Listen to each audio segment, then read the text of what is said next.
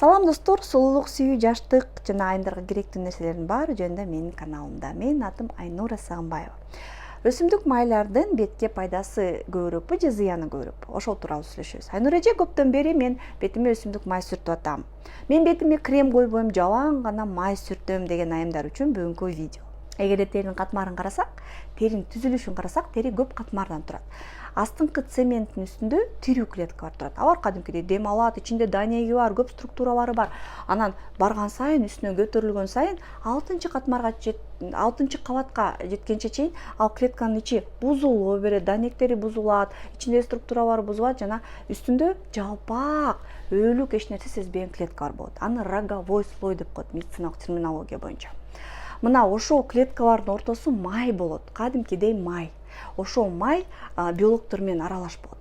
Ошол май үчүн биздин терибиз көп бактерия, микробторду ичине киргизбейт дагы, сууну, бизге керектүү заттарды, нымдалыштыруучу заттарды сыртка чыгарбайт. Ошол себептен ошол майдын биримдиги биз үчүн өтө маанилүү. Эгерде ошол майдын химиялык курамы бузулуп калса, бир нече себептерден бузулуп калса, биздин терибиздеги болгон нымдуулук сыртка чыгып кетет дагы. Ар кандай бактерия бар же бир крем сүртсөңөр, ага реакция берип баштайт терибиз, өтө сезгич болуп калат, сезимтал тери болуп калат.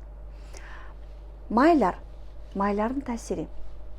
Майлар болсо бизге керектүү нерсе. Алар дагы биздин терибиздин майлардан турган катмардын курамына кирет. Липидный барьер деп коет, липидный состав деп коет. Ошонун табигый курамына кирет.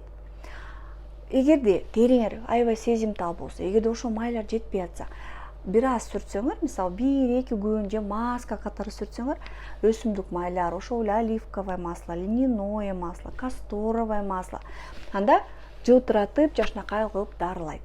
А эгерде ошол майды күнүгө сүртсөңөр же сизге кереги жок болсо деле, мисалы териңер сезимтал болбосо деле, териңер өтө кургак болбосо деле, күнүгө же ошондой сезимтал кургак болгон учурда да күнүгө сүртүп баштасаңар, ал майлар барьерге кирип, ошол барьердин химиялык реакциясын өзгөртүп, башкача кылып, терини тескерисинче сезгич кылып коет.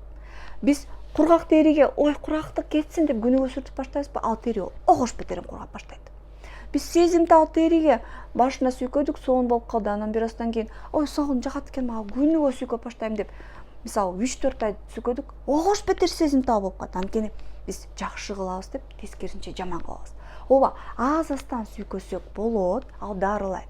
А көптөн сүйкөсөк, тескерисинче химиялык реакцияны өзгөртүп, табигый, натуралдуу реакцияны өзгөртүп, терибизди бузат. Мына айымдар, ошон үчүн майларды маскага кошкула деп биз кеңири айтабыз, а бирок майларды күнүгө сүртүп колдонгула деп эч качан айтпайбыз. Видео жакса лайк баскыла, перепост кыла, менин каналыма катталгыла жана сөзсүз комментарий калтыргыла.